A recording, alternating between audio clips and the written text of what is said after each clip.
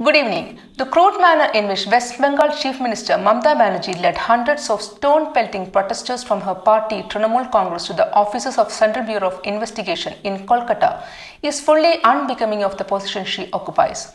Whatever the political metaphor of the arrest of two of her ministers and two other party colleagues may be, Mamta Banerjee should never have behaved like that, demanding her own arrest and not ordering her party cadres to stop pelting stone at the CBI office.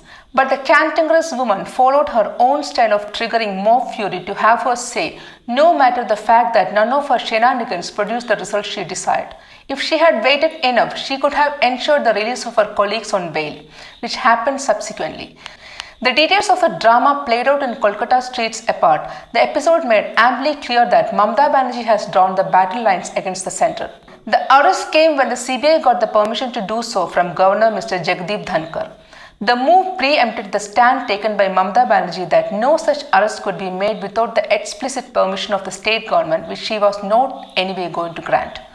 All the CBI moves, the investigation and the arrest in the Narda Sting case has come as per judicial directions, which the central agency could not ignore. But this development has given Mamata Banerjee a chance to accuse the centre of playing politics of vendetta.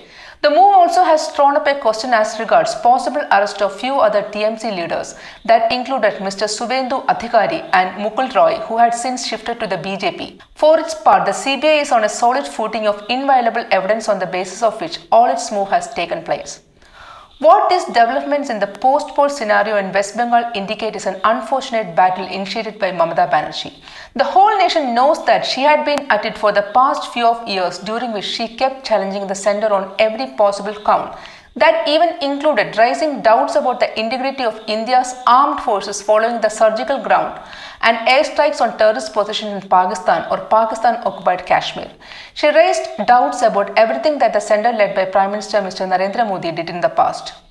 Of course, such battle is not going to Mamta Banerjee in her political games to emerge as the opposition face against Mr. Narendra Modi.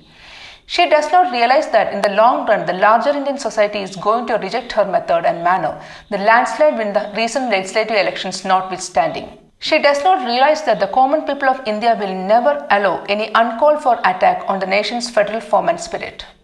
Another unfortunate angle to the situations is that Mamta Banerjee did not stir out of her covers when the state was burning in post-poll violence that claimed as many as 16 lives and left hundreds of people physically wounded and economically denuded when their assets were burned.